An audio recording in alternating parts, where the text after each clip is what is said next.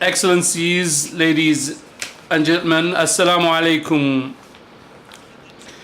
His Excellency Dr. Jamal Sanad Swedi, Director General of the Emirates Center for Strategic Studies and Research, welcomes you all and is proud to have you attending this lecture entitled Conflict Resolution as a Tool for Egalitarian Politics. And this lecture is part of a series of lectures organized by the Center where it hosts experts and professionals in the different walks of life as part of our own celebration of the 20th anniversary of its own foundation. We have the honor tonight to host an internationally known character and personality in the field of enhancing peace and security in the world. It gives me the pleasure on your own behalf to welcome Mr. Martti Ahtisaari, the former President of the Republic of Finland, in his lecture, Conflict Resolution as a Tool for Egalitarian Politics. Mr. Ahtisaari has been elected as President of Finland in 1994, and he held his position until the end of February 2000, and then in December 2008, Mr. Ahtisaari was awarded the Nobel Prize for Literature. Upon leaving his office as President of the Republic of Finland, Mr. Ahtisaari has taken several international steps to continue his career in international peace mediation and conflict resolution after leaving the office, as we said, and he also established the Crisis Management Initiative, CMI, a non-governmental organization, to continue his legacy in helping international community to do better when it comes to preventive diplomacy, peacemaking, and post-conflict state building. Today, Mr. Ahtisaari acts as the chairman of the board of CMI. Mr. Ahtisaari's post-presidential activities have included facilitating the peace process between the government of Indonesia and the Free Aceh movement, chairing an independent panel on the security and safety of the United Nations personnel in Iraq, also as a special envoy for the Horn of Africa and personal envoy of the chairperson of CIO for Central Asia, and from November 2005 to February 2008, President Ahtisaari acted as special envoy of the United Nations Secretary General for the future status of Kosovo. Alongside his role as president of CMI, President Ahtisaari is active in numerous non-governmental and non-profit organizations. Among his main activities is that he is the co-chairman of the European Council on Foreign Relations, chairman of the Independent Commission on Turkey, and he was a member of the Elders of the International Council. And ladies and gentlemen, I have the honor to invite President Ahtisaari to give us his lecture entitled Conflict Resolution as a Tool for Egalitarian Politics. Sir, we have the honor to invite you. The floor is yours, sir. Thank you.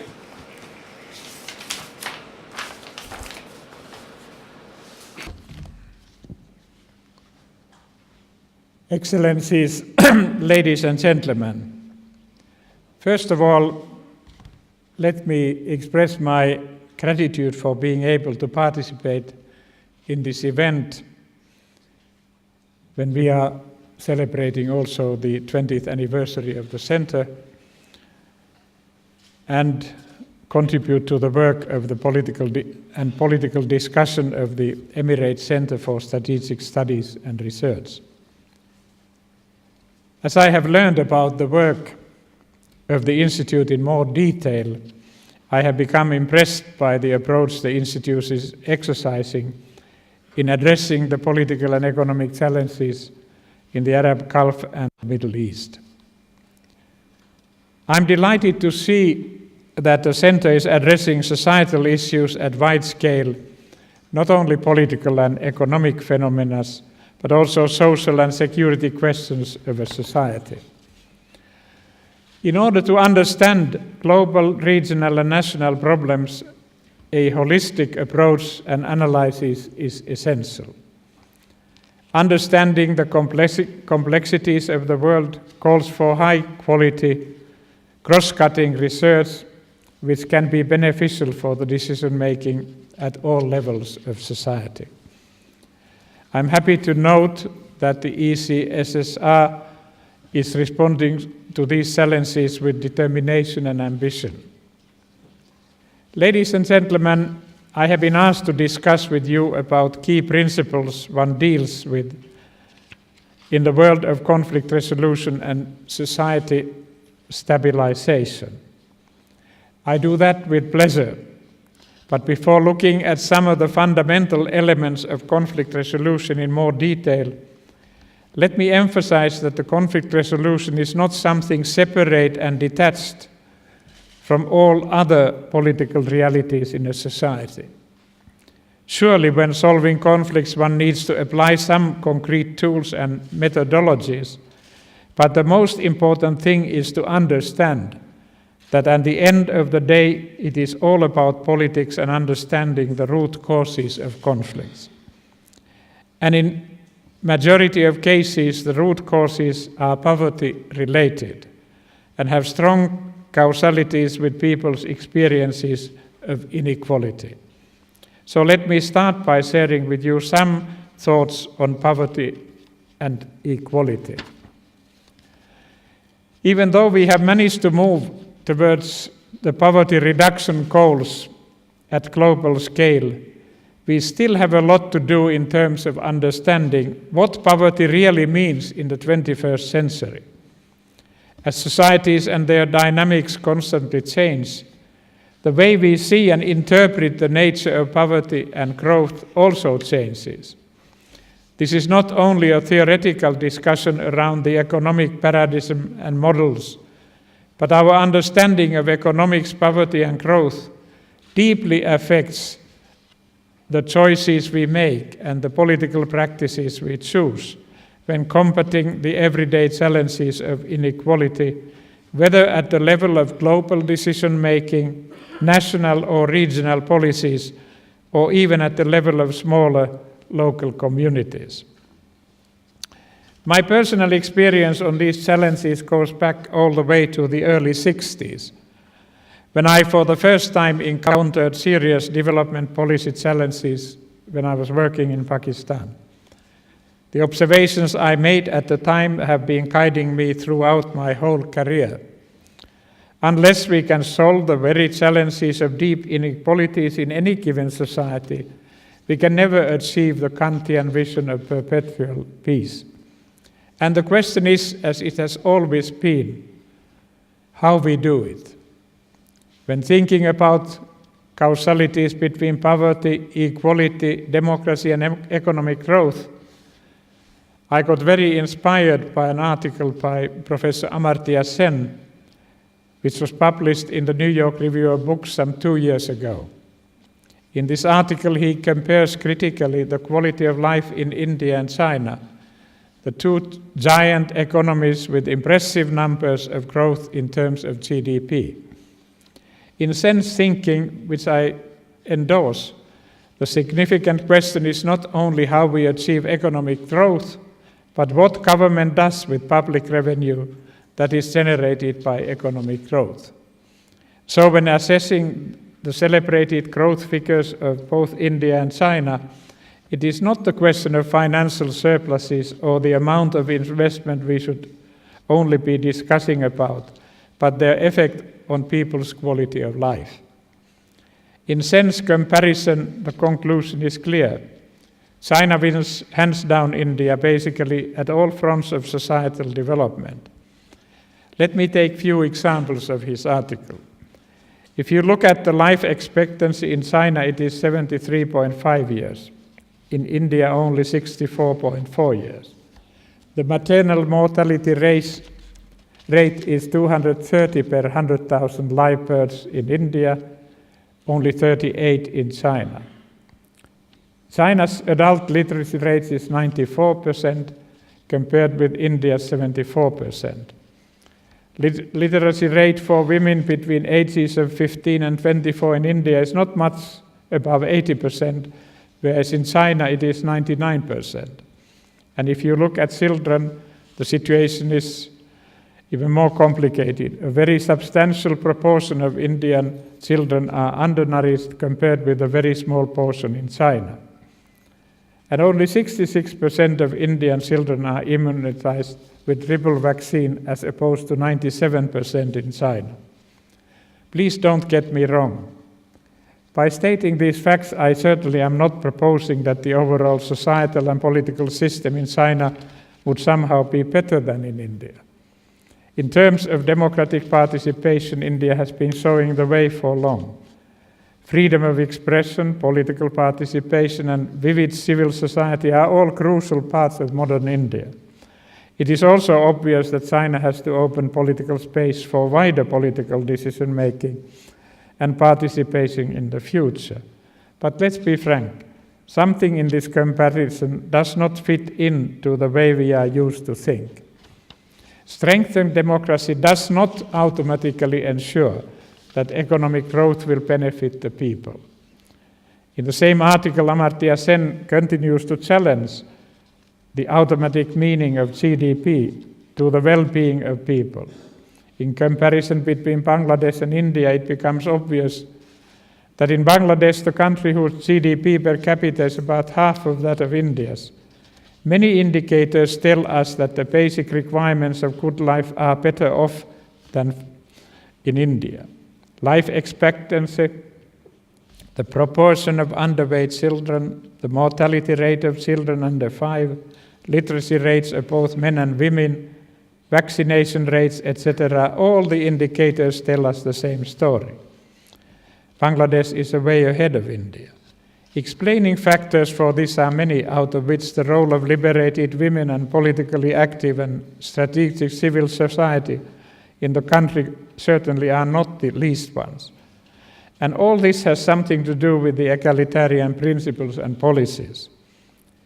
Dear friends, I have become more and more confident that we have to start seriously challenging our conventional ways of thinking when it comes to the relation between economic growth and quality of life or development, if you wish. And this does not only concern developing countries or emerging economies, but also the whole Western world, Europe and US in particular. But the good thing is that we also have some good examples of egalitarian policies from which we can learn from. Let me take a look at some of the things we have learned in the Nordic countries where I come from. To put in a nutshell, the basic idea of the Nordic model is to pursue universal welfare policies, which means that public programs, services, and transfers are designed to serve everyone living in the country. Democratic principles and the rule of law are cornerstones of our everyday political decision-making. We believe in the basic tenets of a fair society which treats everyone on an equal footing. This society has relatively long roots already now, which cannot be said about many other Western societies. As the recent article in The Economist portrayed it when it was describing the life and policies in the Nordic countries, it said, there was a subtitle in this article, "If you want to experience the American dream, go to Sweden." A recent study, A Recipe for a Better Life, experiences from the Nordic countries, which my organization, Crisis Management Initiative, recently published, shows clearly that economic growth alone is no longer a remedy against poverty, deprivation, and other social ills. Naturally, we need environmentally and socially sustainable economic growth, but what matters is not only the aggregate level of national wealth, but also how the wealth is used within the society. Indeed, in countries with more equal revenue sharing, there is more trust between people, a higher perceived level of well-being, lower infant mortality, better health, longer life expectancy, greater social mobility, and better learning results for children in schools. There are fewer homicides and even fewer prisoners in jail. Let me again quote Professor Amartya Sen, who talks about functional capabilities in a society. The lack of functional capabilities opens up the whole poverty discourse to deal with much wider issues than just scarcity of money. Education, health, cultural and social capital must be included in the bundle of capabilities needed for the full and free participation in societal activities. In the case of capabilities deprivation, societal tensions always increase. Ladies and gentlemen, in today's world we don't need raw capitalism, any sort of socialism, but responsible egalitarian market economy, which the Nordic countries represent at their best. So the severe challenge for our societies in the 21st century is not only how we manage to create wealth, but also how we use it. But let's not be naive. Even the Nordic model cannot be taken for granted. At the same time, with the crisis of the whole European economy, we are facing big structural problems in the continent. Our egalitarian values and our social model are at stake, and we have to take it very seriously. Our Nordic tradition of balancing the markets and growth with benefits to the society is entering challenging phase. Are our struggling economies still able to bear the costs of our social model? When considering the answer, one should also ask whether our societies can bear the social cost of increasing poverty and inequality in the future. According to a recent study by Oxfam, the austerity programs implemented in Europe as a response to high public debt and budget deficits also have an impact for the recent increase in poverty and inequality. It is estimated by Eurostat that in 2011, 24% of the population in the EU risked poverty or social exclusion. That figure is estimated to rise by additional 15 to 25 million by 2025. And as we all know, the situation in Middle East and North Africa region is even more worrying. The Arab world today contains the largest proportion of youth in the region's history, with over 100 million young people between 50 and 29 representing 30% of its total population. And the unemployment figures are alarming. I just recently read a new survey by Arab Thought Foundation, according to which 1 in every 4 young Arab is unemployed. This comes with a high price. According to the survey, the lost job opportunities cost the Arab world up to $50 billion annually. The poll showed the region faces a major challenge of providing nearly 80 million new jobs by 2020. In its conclusions, the study rightly underlines the importance of education. 96% of participants of the survey confirmed that education is important or very important in addressing unemployment among Arab youth.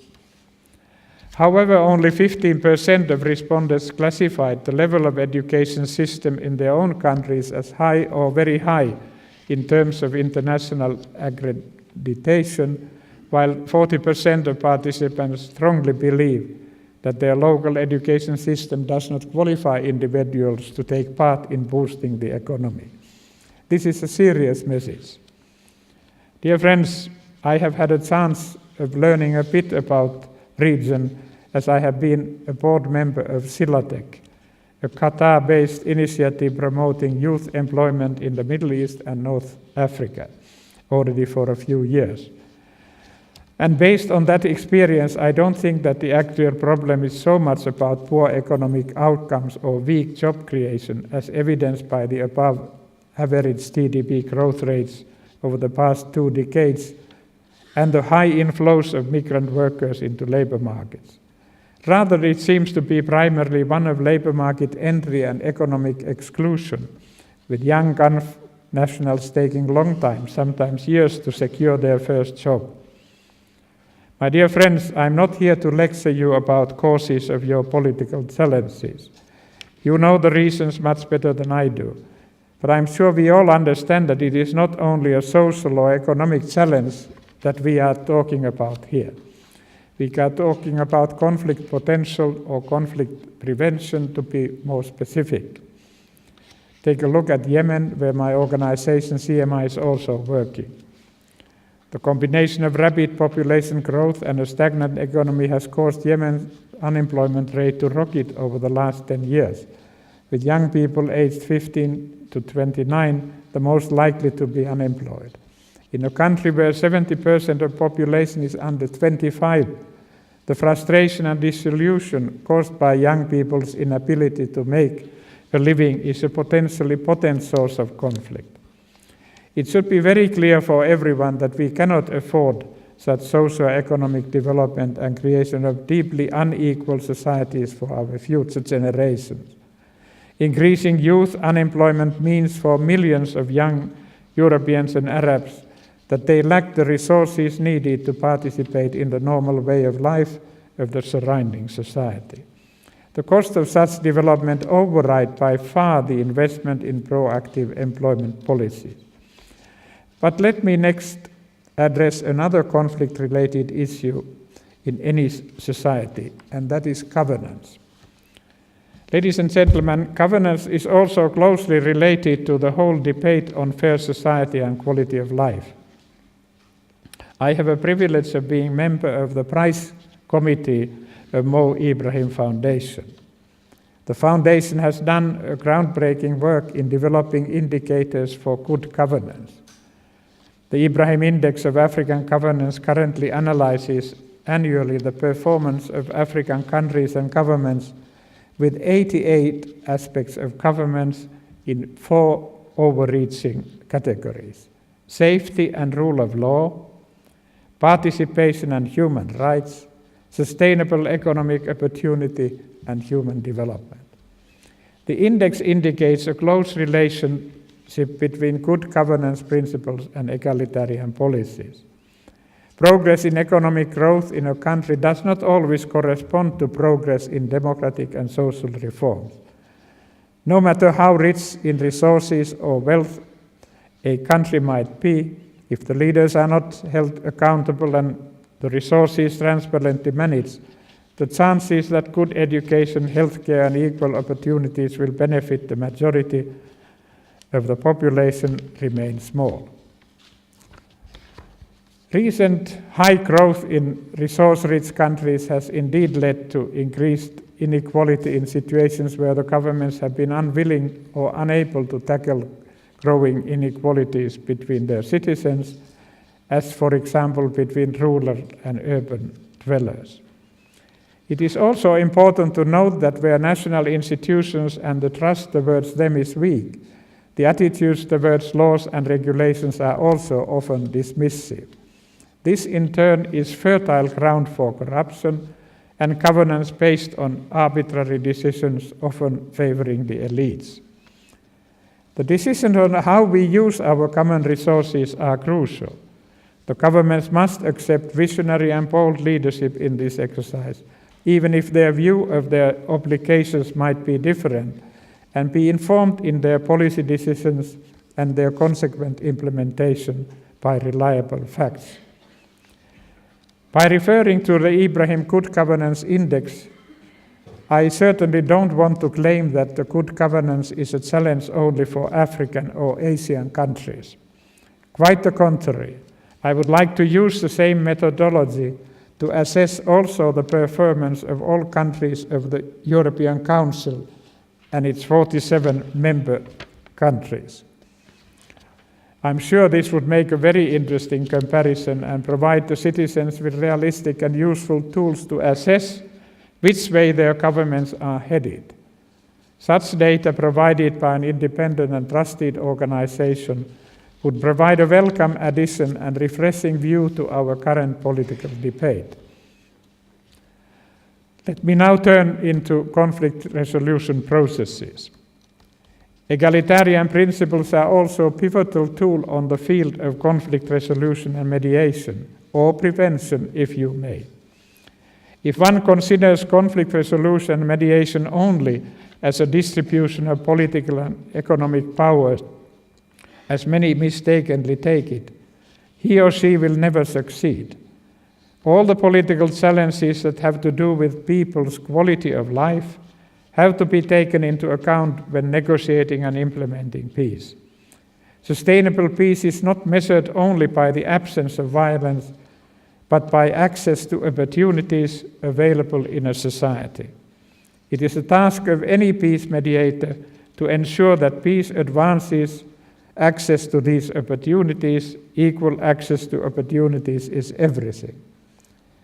Only this way we can build a society in which its citizens accept and respect their public institutions. If access to opportunities is not properly ensured, legitimacy-based politics will always be erupted.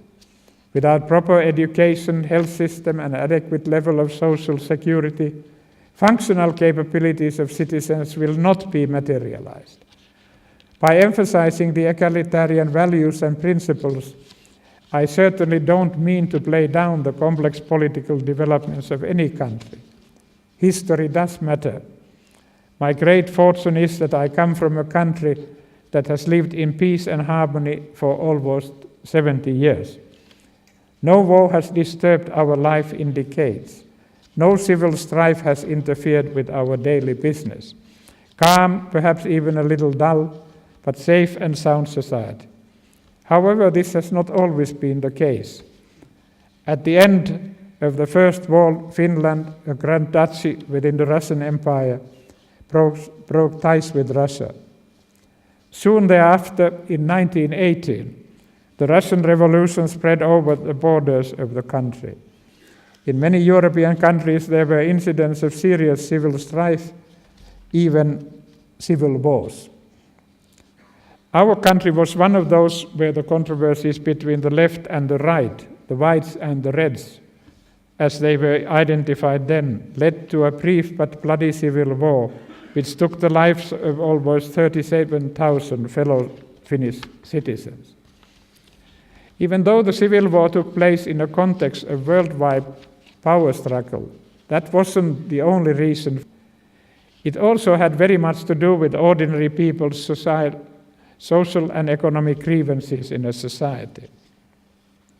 After the civil war, what was decisively important for the recovery of the country was a determination for reconciliation between the whites and reds. Only some 10 years after the end of civil war, the Reds, the losing party in the war, was in the government, properly elected and widely accepted. They too had modified their stand. They had abandoned their revolutionary ideas and accepted without reservation the principles of rule of law and democratic form of government. All this constituted the basis for the resumption of normalcy in the life of a nation. Only some 20 years after the Civil War, Finland had attained a standard of living comparable with most European countries. That was no small achievement for originally a poor agrarian country.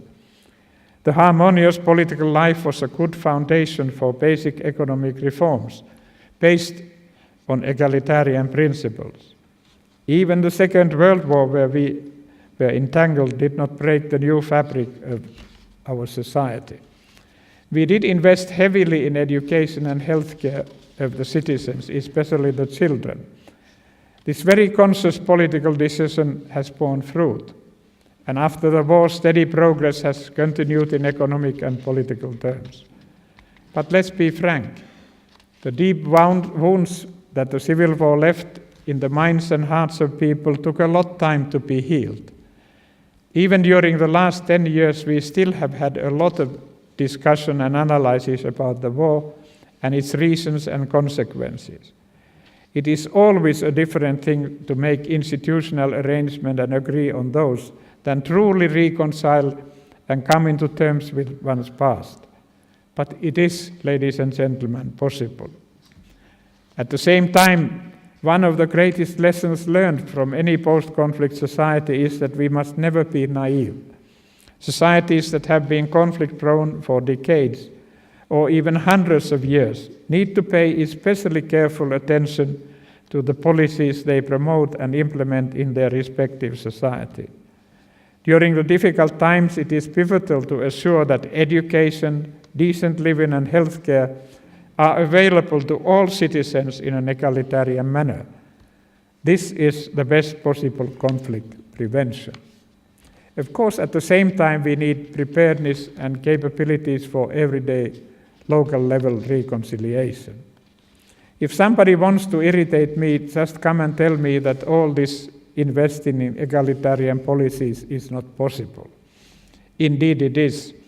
It is not only money and public services we are talking about here, but also the way we see each other and each other's roles in a society. It is a question of political will. Dear friends, in order to promote egalitarian policies, we have to understand that egalitarian principles are not only principles or values, but practices and strategic actions. Implementation of egalitarian policies requires a long-term commitment and a strong, high-quality leadership. The lessons learned are clear.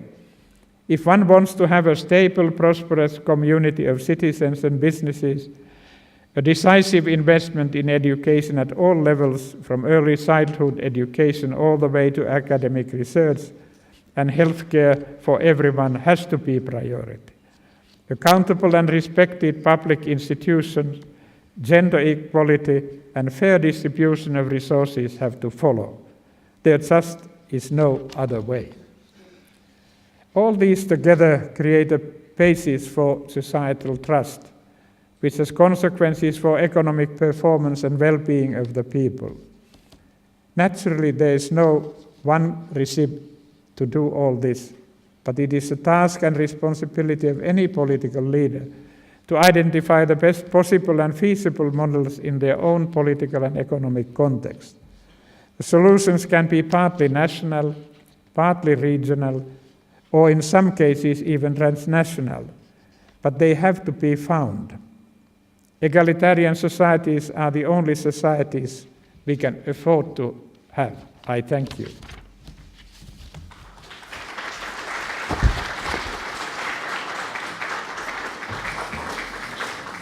Thank you, Mr. President, for this interesting lecture. And we now open the floor for discussion. And I would like to ask everyone who have a question to stand up and introduce himself and then make his question short as possible as.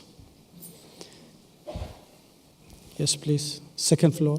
Second, yes.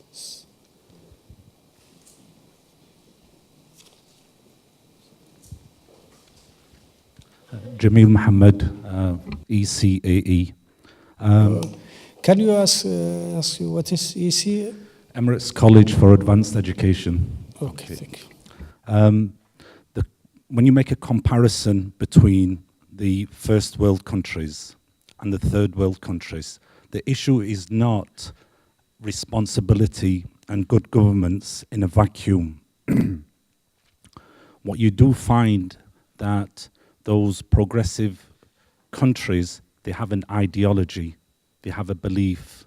These beliefs, values, culture, which the masses hold, is reflected within the system that is being implemented. From there, you will get rule of law, you'll have accountability, you'll have transparency, you'll have progress taking place. Where the problem lies is when external values and beliefs are exported into the third world countries and implemented, and there's a disjoint between the people, beliefs and values and what is being implemented. So therefore there's no respect for the rule of law, there's no transparency. Thank you very much.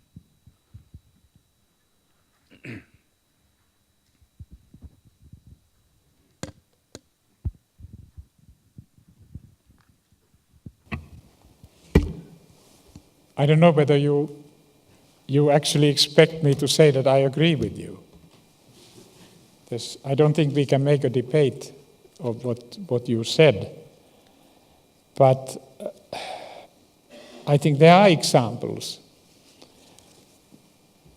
And when I look at, if I want to make one point about my own society, and I'm very much Nordic from my outlook, I have to confess.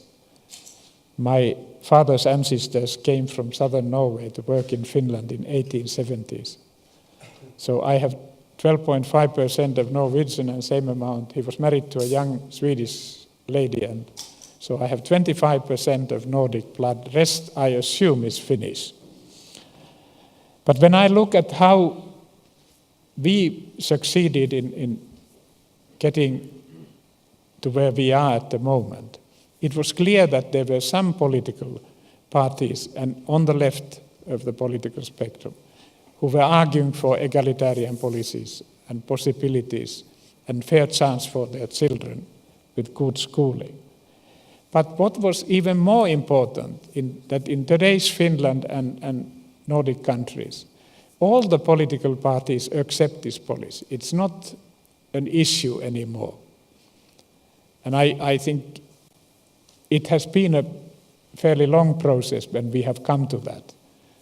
Now the question is, can we maintain the type of innovative economic growth that we have had, which guarantees that we can actually supply that elements of fair society.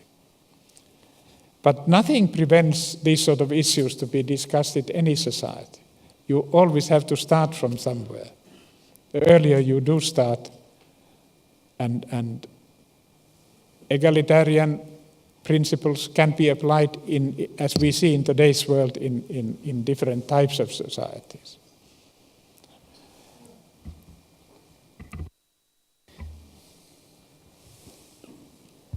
Yes, Dr. Ahmed. Dr. Ahmed, I cannot see you. Can you stand, please? Stand up, please. Yes. Thank you. Thank you so much, Your Excellency. Thank you for your excellent, really, foresight in this on this issue of egalitarian society. My question is, I want to see your experience reflected in one of the comments which. One of the comments which presented by His Highness Crown Prince General Sheikh Mohammed bin Zayed Al Nahyan in the last water conference in Abu Dhabi, and where he said, for us, water is now more important than oil. Now, I want to say, of course, that wars over water are slim at the present, even over oil, probably even less. I want to know your experience on how natural resources will be dealt with within the egalitarian society framework which you prescribed, particularly in countries like ours here in the Middle East, which we always face challenges of natural resources competition, even conflicts, or even if not the conflict, the intention among countries. So I want to see your foresight and your experience on such issue. Thank you very much.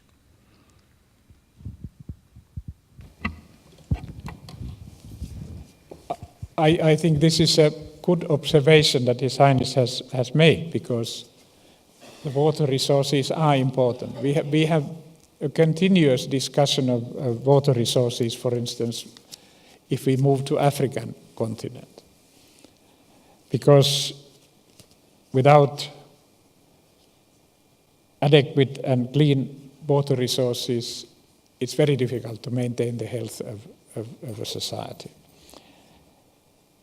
I think if I look at, my background is actually in the development field. I joined the Finnish Foreign Service in 1965, and I ended up running the development program of my government. And I have always emphasized that if you don't understand economic development, then you can't make peace either, because these two are so closely combined. Of course, first of all, we see how the utilization of natural resources has been intensified in the world. And we can go perhaps from one natural resource to another and see there's a growing need for those. And I think, first of all, the most important thing to my mind is that those who have the resources, that they get the most out of them. That has to be the basic. And I don't think it is necessarily happening in today's world. And then that the resources that are then utilized in an organized fashion, that they then benefit the country and its citizens. That to me is vital. We need much more discussion on that, because if you see, it's not only oil, it's a land in Africa, for instance, that its use has to benefit. And I think they are the countries and citizens themselves, because we have enough examples that where it hasn't so far. The ground rules has to be established, and we need much more fairer ground rules on this. We will come to you, but yes, Dr. Ali.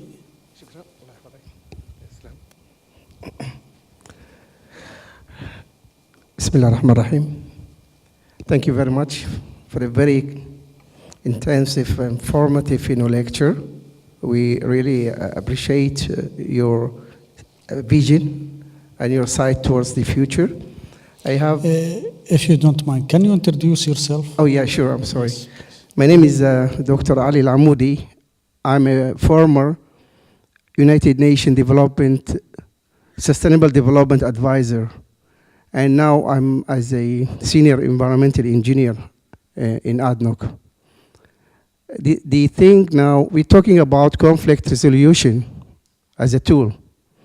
What is going on in our area and this part of the world? It's conflict, it's war, and it's blood, and it's a humanitarian,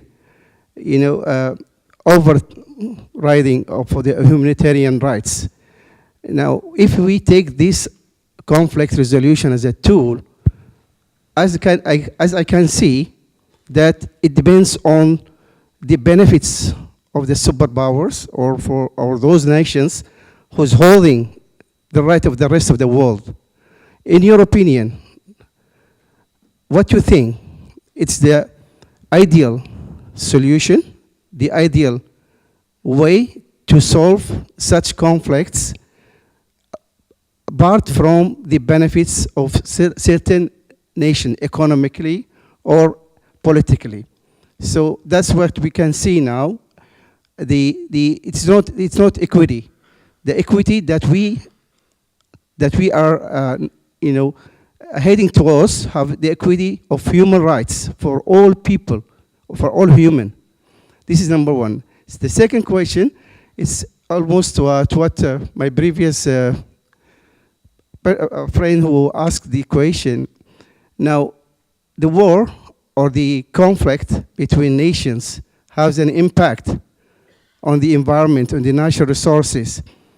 And if there is no stability, there is no equity, no governance, so that means the development in a society is declining. In your opinion, do you think that the conflict between in a society or between nations has a severe impact on the natural resources other than water? Now we're going to go to clean energy and other sort of environmental parameters. Thank you very much for that.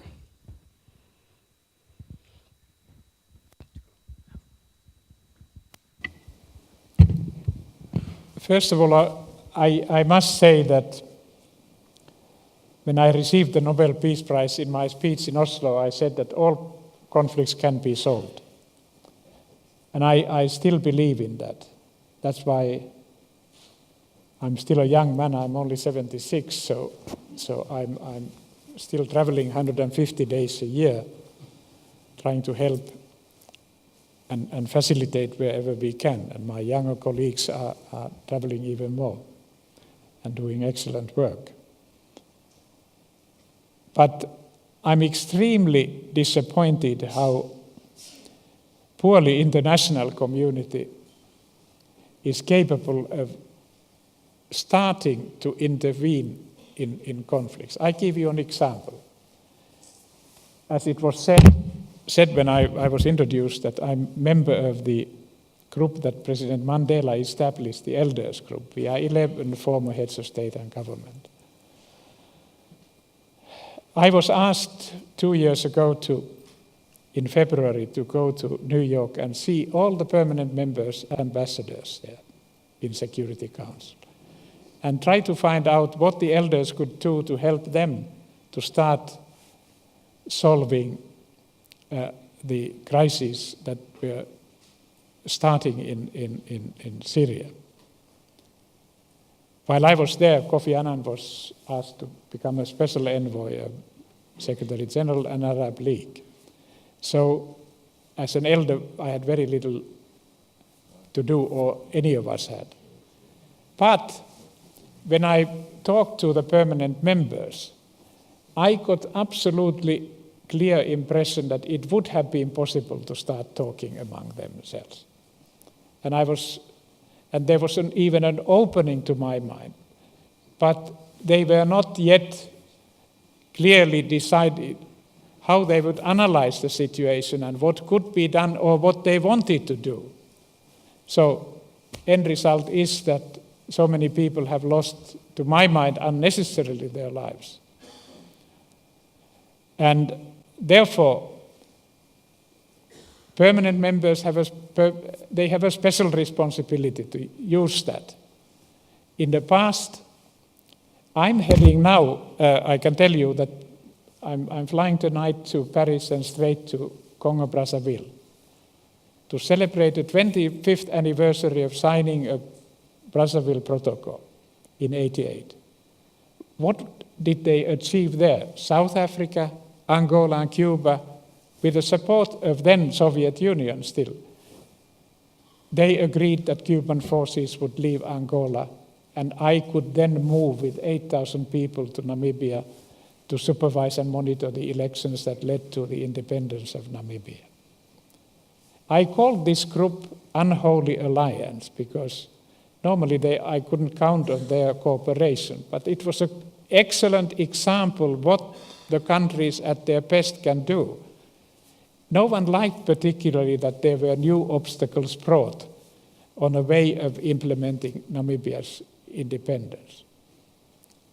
But nevertheless, they helped us. And when they helped us to solve Namibia, they helped us to begin the democratization process in South Africa.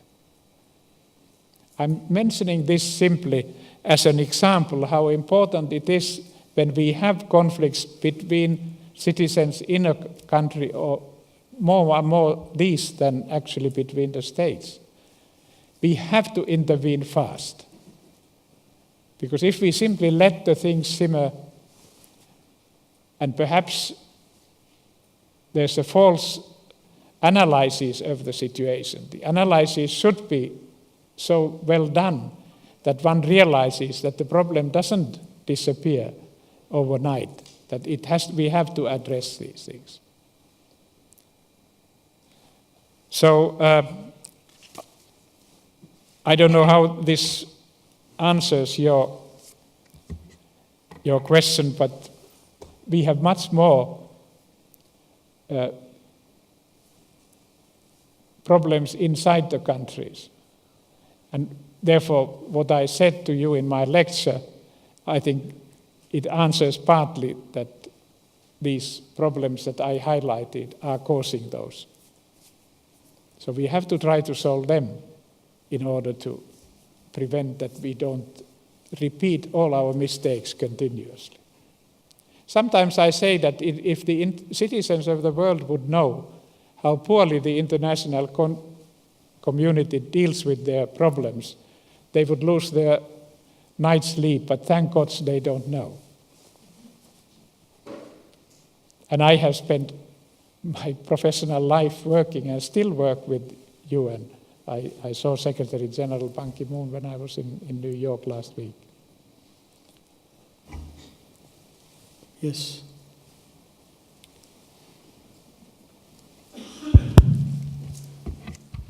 Thank you very much. I just have a little comment to make on the general principles. Doctor, I know you. But, yeah, Mohammed Farid from the SSR. I just have a little comment to make on the general principles. I think the egalitarian politics we have many counter-arguments or counter-examples whereby equalitarian politics did not prevent conflict. We have many examples in the world where ex-Yugoslavia, for example, where there were, the politics adopted there was quite egalitarian.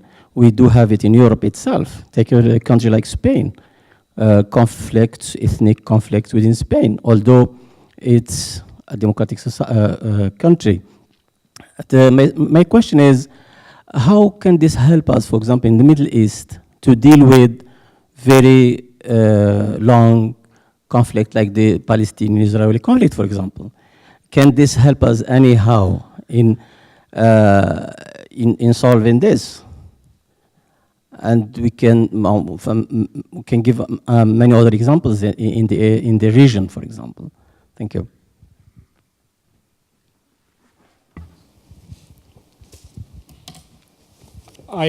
With all due respect to your question, I have to defer when you referred to ex-Yugoslavia. I was involved in the Geneva in the Yugoslav conference as a chairman of the Bosnia-Herzegovina working group with Cy Vance and David Owen. Then, together with Chernomyrdin and Stroop Talbot, we stopped the escalating bombing of Yugoslavia by getting a deal worked out with Milosevic. But I don't call policies of at the same time, even if there might have been within Yugoslavia egalitarian principles, but the way how they dealt, for instance, with Albanians in Kosovo was totally unacceptable. Because why I proposed a solution when I had the task to solve the Kosovo crisis, why I made the proposal which led to independence of Kosovo, was that we have to draw a line how badly certain population groups can be dealt with in a society. Because leaders must realize that if they misbehave as Milosevic and company did vis-à-vis the Kosovo Albanians, they lost their work, assembly was, their parliament was abolished, etc., etc. They lose the right to govern those people. So I would say that there was very little, had they had egalitarian policies and decency in dealing with the minorities, we would have avoided the unnecessary war. Spain, hopefully those eternal problems that we know do exist still in Spain. There seem to be some sides of I'm referring to the Basques, for instance, particularly, that there are perhaps positives. I had heard quite recently positive developments in that. So let's see how wisely one can actually, in the light of the economic problems that the country is facing, how we can actually start looking at and solve them finally, some of them. But I would not, we have problems. We have anti-immigration attitudes even in egalitarian societies. But we have to fight those, because if one looks EU, for instance, today, it's an aging population there. We need immigrants. Everyone in their right mind has to, if you analyze the situation in our countries, you have to come to the conclusion that we don't manage with the birth rate we have and the aging population. We need. I hope that somebody else comes to Finland and holds my hand and my wife's hand when we come to that age that we have to move to old age people's home. So I have very little sympathy for those who unintellectually argue against and take a negative position vis-à-vis immigrants. But we have to demand then that those who come, they have to learn the language of the country and the customs of a society, because otherwise they will never. We did mistakes. I remember talking to a Norwegian good political friend of mine who said that we told people, come, you can have your religion, you don't need to learn Norwegian. Children went to school, parents were totally isolated in the society and became dependent of their children, then who incorporated themselves perfectly well. So, certain ground rules and demands have to be there. But I wouldn't blame the egalitarian society for. Thank you, the President. We will take some ladies. Yes, please. Lady. My name is Patricia. If you don't mind, can you stand? Then I can see you. My name is Patricia, and I would like to know, thank you for the very interesting and inspiring talk. I would like to know what you could... where are you from? I'm from India. No, but where you are working? Yeah. I'm a housewife. Okay, thank you. I would like to know what you have to say. Could you brief us on the Syrian issue, please?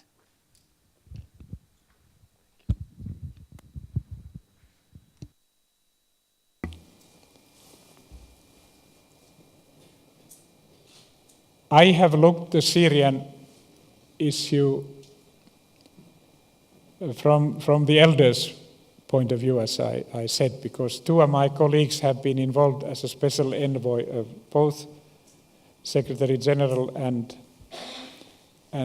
Arab League. First Kofi Annan and then Lakhdar Brahimi. So,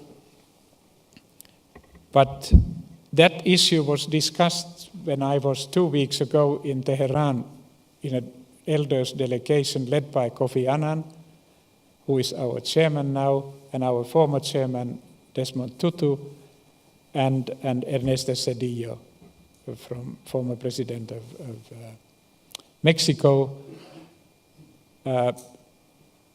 and who is at the same time leading he's a professor who leads the Global Institute in Yale University.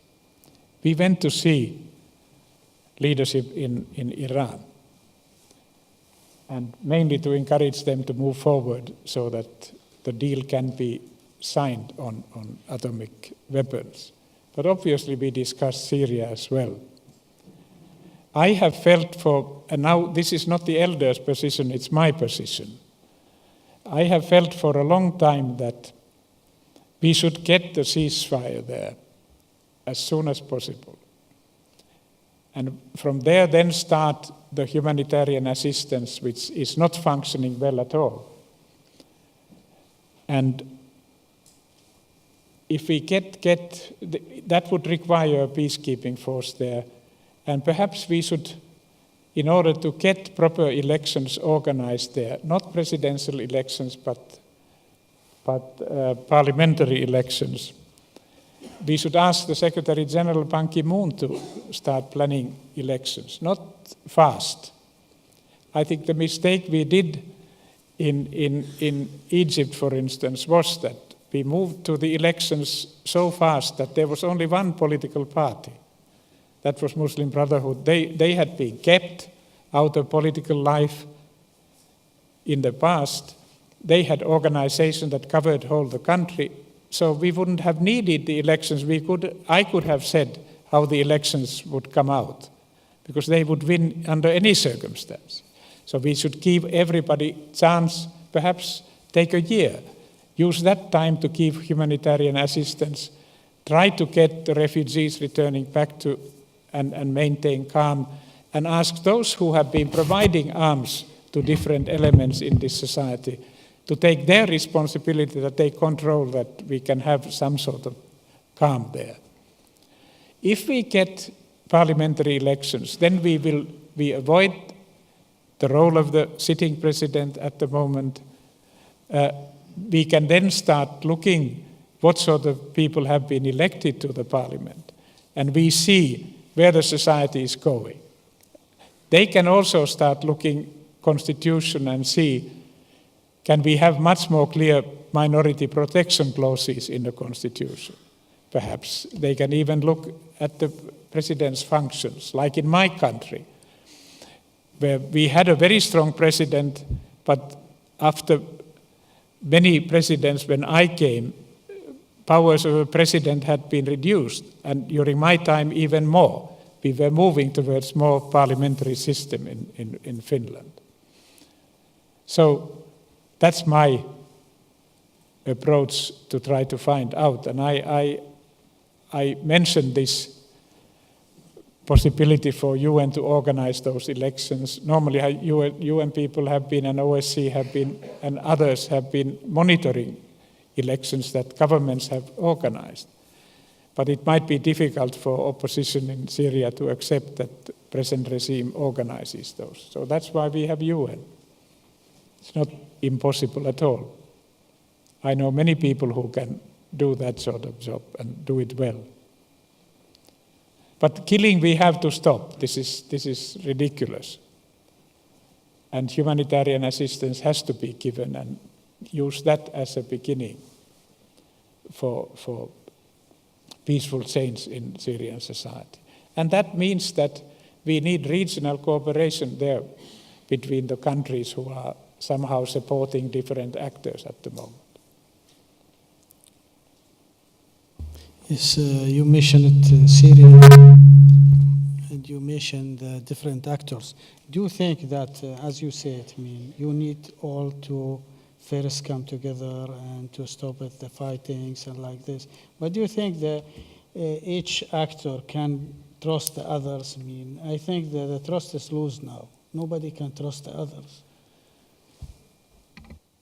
No, it's so easy to say that no one can trust others, but you have to start talking. No, even if you have if I would have I very seldom have an argument with my wife because she decides. But even there you have to talk to her in order to solve that problem. And that's why we have to, all those who do matter have to be involved. You can't keep, and we can't have a policy in the world that we say excellent elections, but wrong guys won. We don't want to have anything to do with them. What's that? If there has been a fair election, then we have to deal, whether we dislike the policies of those who won or not. That's the way how you influence also their thinking. But in my lifetime, I have negotiated with people who were branded by their neighbors as terrorists, and now they have become responsible leaders in their own government. And it has taught me that you have to talk to those whose assistance you need. And you, at the same time, you have to have those governments backing you whose support is absolutely vital. If you don't have that, then you might pack your bags and go home.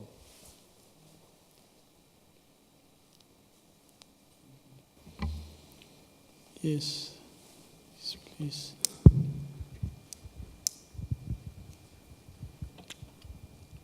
Alan Smith, American, living in Abu Dhabi. Mm-hmm. I want to thank you for being a man of peace. We really need more people of your caliber in this troubled world. I am surprised no one has asked you about one of the oldest conflict in this region, the Arab-Israeli conflict. What's your insight about this conflict? And I want to get more personal. If you were handed a peace mediator role for this conflict, what will you do? Thank you.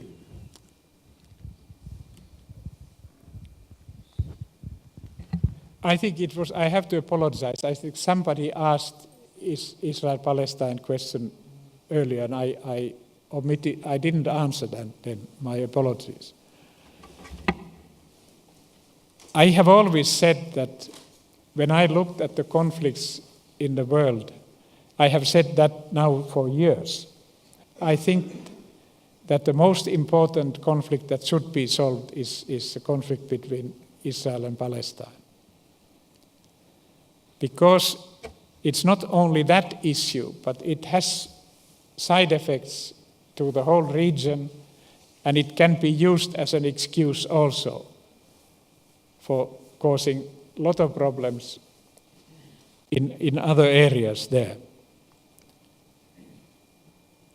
I visited with the elders delegation Washington in July last year. We had decided that we will visit all the permanent member capitals, and talk all the conflicts with them and trying to get them to work much more closely between each other. We had a meeting with Secretary of State Kerry and Susan Rice, who had just started as security advisor of the president.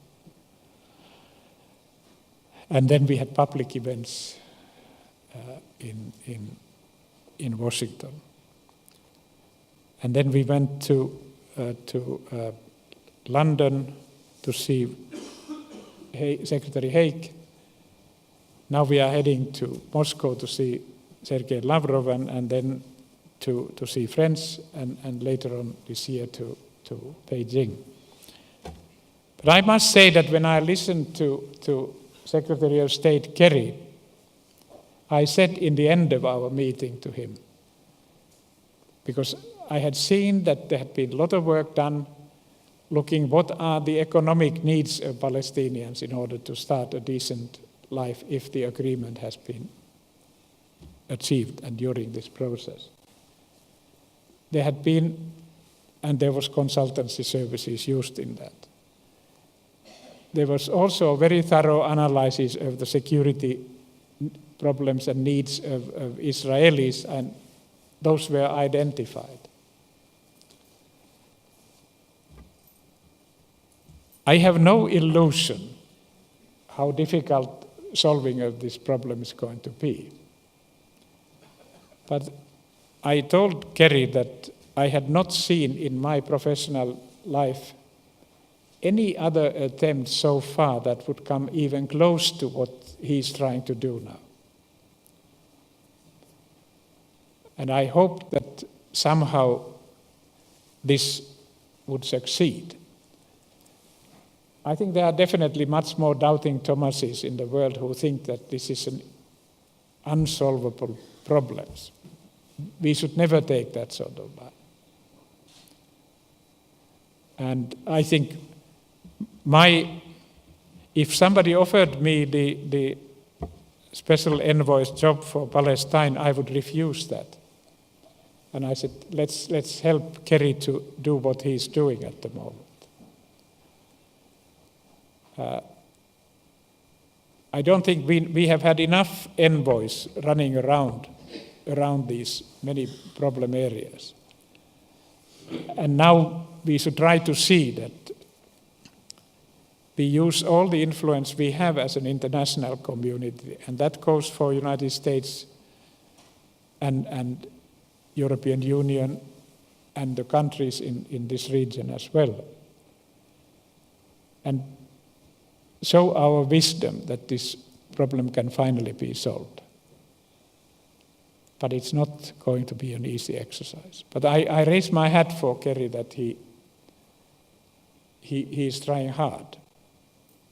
And the people he has taken from Brookings, I happened to sit next to the special envoy when we were then visiting in July, Brookings, and talked to him. He had not been appointed yet, but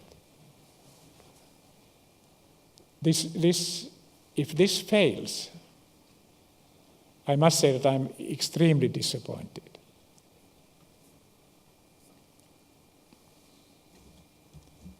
And I think that President Obama has to earn his Nobel Peace Prize. I haven't seen him since he got the prize. But when I see him, I said, you have to earn it. It was given to you in encouragement for your excellent speech in Cairo. And now you have to deliver and give all your support to Secretary of State Kerry that he can succeed. But the attitudes are changing also. We spoke with the president of the Zayed Street.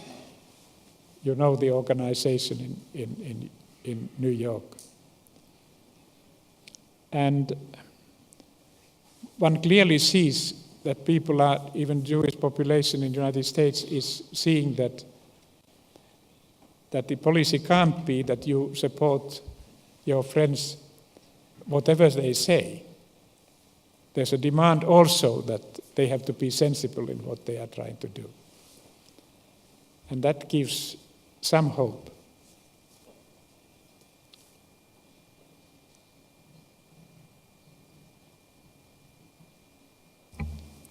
Yes. I welcome.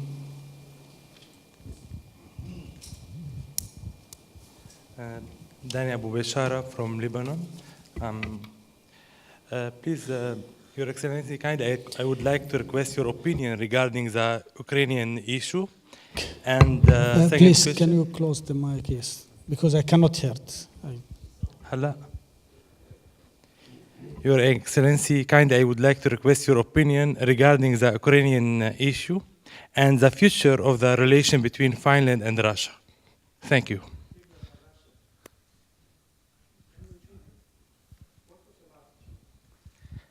The future of the relation between Finland and Russia. Finland and Russia, yes.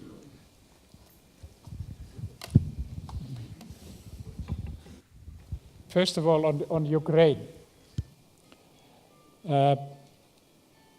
there have been two developments in the world which I have tried to follow. One is because I have visited with Kofi Annan in Thailand and allowed me to come from there and then end with Ukraine. We were invited by Truth and Reconciliation Commission there to come and talk to them and talk about different experiences in other parts of the world. And I was speaking there a little bit later with Tony Blair and Mrs. Heine from Swiss NGO on reconciliation work in Bangkok. Then all these things happened. I think I have been a little bit concerned how the international community reacts to events in Turkey and Ukraine. Thailand and Ukraine. In Thailand, we have a democratically elected in good elections a prime minister and her party there. And there is an opposition party who doesn't want to participate even in elections, which has organized or might have even delayed those elections so that they could have been held later on. I have very little sympathy with the opposition methods, because if you believe in democracy, then you should go and fight those who you don't like. And it has nothing to do with the policies that the present government is advancing. But in a democratic society, and if you come from democratic society, you say you have to go and fight the elections. We can't simply say that you can try to overthrow the lady who has been elected in democratic elections. I would say the same in Ukraine. I have been working with Ukrainians for many years in the past, organizing meetings between EU decision makers and Ukrainian leaders. That was a long time ago. We had meetings in Sweden when Anna Lindh, who was killed then by assassin later on, we had a meeting there. We had meetings in Brussels. I had one even in Washington with the Ukrainians coming from Canada, where there's a big immigration community there. So I have to, if I'm a true believer in democracy, then I have to say, sorry, this is not the way you have to influence. That you try to overthrow a democratically elected government, even if you would hate their guts. But that's, in democracy, you have elections for that. And outsiders should perhaps urge that, so that one can then see whether these political developments have actually created a political change that would end up in a different constitutional parliament and government there. Yes. So that's my attitude to what is Finland.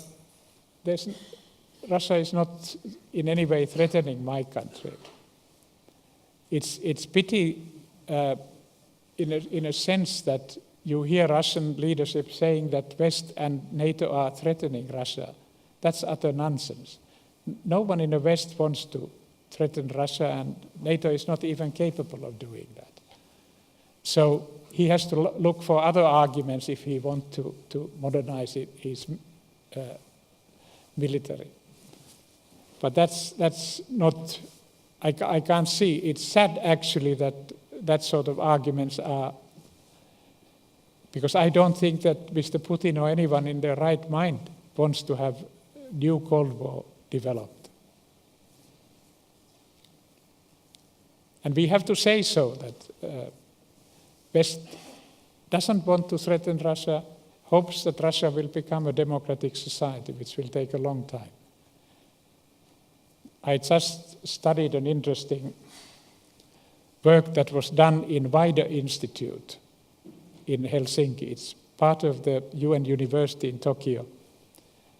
And I would recommend that if somebody is interested to see how institutions have developed in certain countries in the world, you should go to the website and see this study about institutions and the problems that countries are having.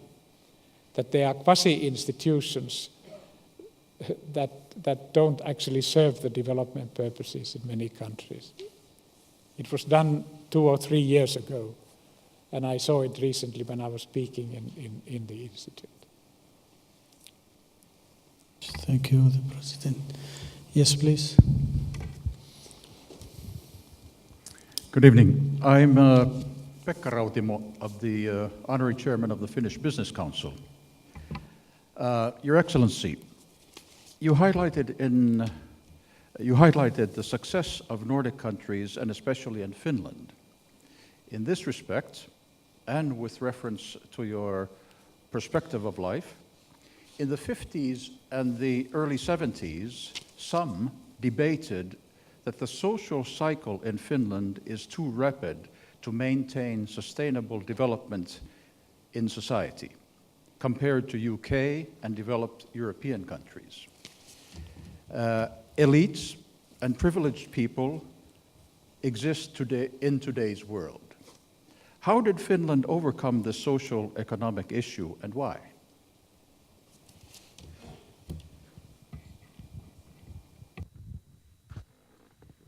I remember when I was running for president in 1993, and I was elected in February 94 for a 6-year period. There were a few things that I wanted to do. We had problems with the Russian trade then, and in general. We had very high unemployment. It was over 18% when I started. I had a working group helping me to identify policy issues. What we succeeded in doing then, that comes a little bit later to your when you said 50s and 70s, but it has the same element.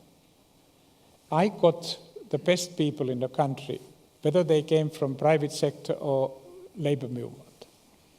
They were representing themselves, not their organizations in that working group. They came with proposals what should be done in order to get the unemployment, which was 450,000 to 200,000 in my country during the 6-year period I was president. And sitting government and the former one after elections accepted proposals that Matti Pekkanen's working group did. And we got the unemployment down to 250,000 because the sitting government paid the foreign debt faster, and it had an impact then on employment. It didn't develop exactly the same way as we had hoped for. But that's the best that Finland, and I remind people even today that we are able, when we have difficult times, we are able to cooperate in a society. That has been a great strength in Finnish society. I'm a little bit worried that when now, for instance, if I have never argued that everyone should be paid the same amount of money. That's ridiculous. But we have to give a fair chance for people and tell them that you have to then use those chances that the state gives you. Much more than we have perhaps said to young people as well.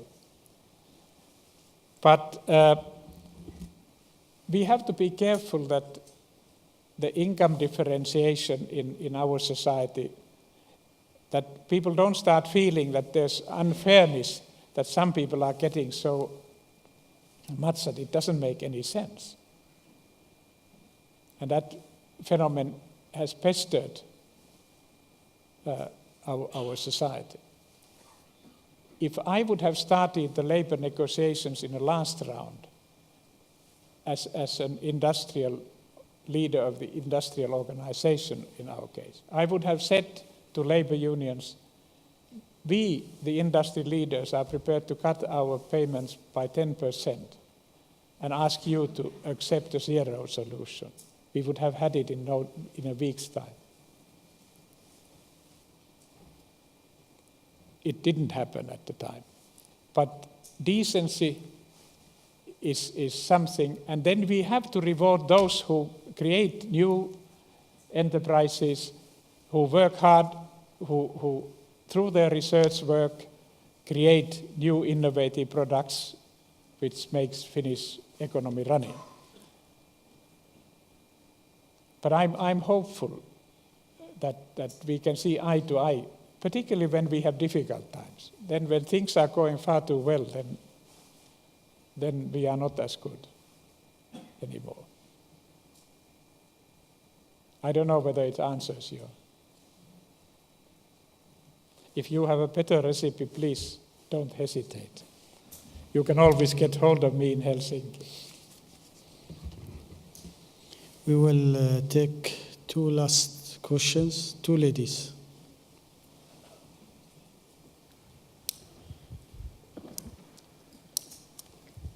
Thank you very much, Your Excellency, for this most enlightening lecture and all the answers.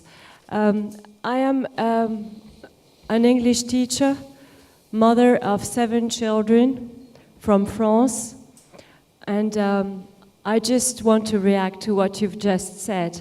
The feeling of frustration for people who are not properly paid for their job. You've stressed the importance of education and the importance of women in your speech, but as far as I'm concerned, it's a financial catastrophe, personally. So I think our governments in France and here in the UAE, in these marvelous countries, have understood the importance of education, but the financial reward for those jobs as mothers or teachers are very poor.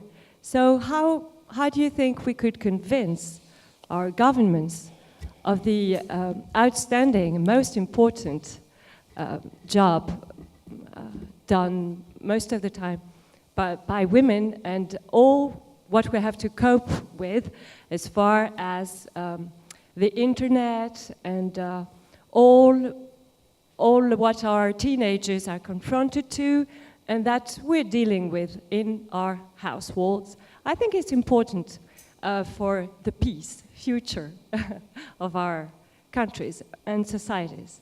Thank you. Perhaps the most important thing is that people like you speak out, and that we support you. My country, like the Nordic countries in general, have been regarded as advanced countries when it comes to gender equality. But I can tell you that I'm the first one to say to you, and wherever I speak, that we are far from ideal in my society as well. It's a long, long battle, so that now we have more women finishing their studies in universities and studying in universities than men. And then, of course, I think in my society, my concern, why I support what you say, is that there should be a more decent pay, is that families have unfortunately handed over many of the educational responsibilities from themselves to the teachers. It has become much more demanding job. When I talk to my colleagues in teaching profession, they find that it was easier for them some 20 years ago. Now,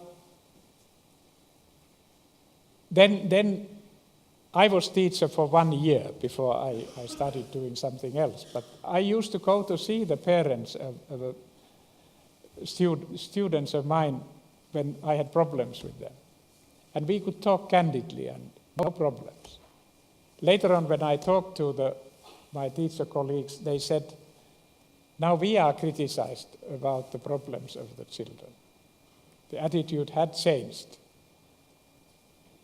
So I think we simply have to highlight how important that, and particularly when you start the educational system for our children. And thank God we have a good educational system in my country. And I'm very pleased that it has been possible to be able to tell what we have achieved. And we welcome people who want to come and see how we have succeeded in doing what we have done. Perhaps they can take, you can't force any government or country take what we have experienced. But we can always show and say, look, take a look. Perhaps you can utilize the similar methods of education as we have done.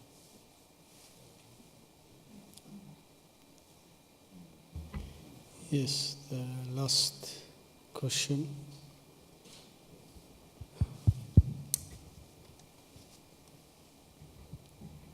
Thank you, sir, for your lecture. My question is, I used to teach political science in the United States. But first, what's your name before your question? My name is Mana Setki, Yes. and I used to teach political science in the US. And one of the arguments that we hear a lot in the US is that egalitarian policies breed or generate dependency. So people become dependent on those policies. And it kills the incentive to work harder, work more, or invest more. So how would you respond to that? Thank you, sir. That must be the polite way of criticizing the Nordic welfare society. I don't like very much the whole word welfare society. Fair society is much better word. Because I think we have to keep on emphasizing continuously to our young people that you are responsible for your own life. The state provides you with an opportunity. That it doesn't matter whether you are born to rich or poor family, you have a chance for excellent education in our society. But you have to do your damnedest and utilize that. I have lived in New York for 13 years in UN, 77 to 91, and then I just come from New York and go there 2-3 times a year, and Washington too. And of course, my polite friends are saying, earlier years they always said that, you have that socialist system there in the Nordic countries. And I said, it's utter nonsense. It has nothing to do with socialism. Fairness, yes. And I hope that fairness is reflected in the United States as well. And when I compare the society where I moved from Dar es Salaam, Tanzania, to work on the independence of Namibia there in 77, and when I go now to the United States, it's a different society. It doesn't have those egalitarian features that I faced 77. But I'm confident that US will come back and that we see more of the egalitarianism there, because that is needed in that society as well. And I think Americans are capable of doing that.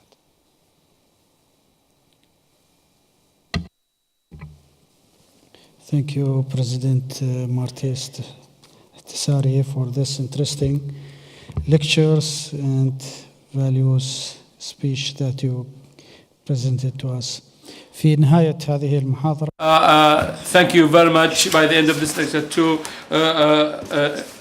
President Ahtisaari for his excellent and informative lecture on this subject, the conflict resolution. And thank you very much for your own discussions and participation. Hoping to see you in our next lecture on the evaluation of the role of the European Union in the Arab region, to be presented by Dr. Javier Solana, the Secretary General and the former Foreign Secretary and former Minister of Spain.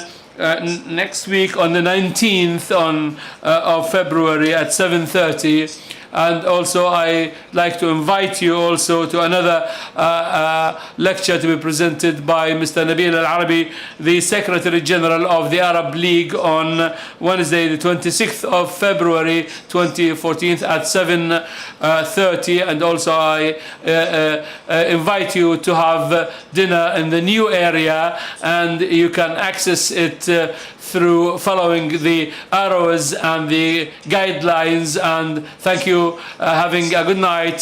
Thank you very much indeed. Thank you.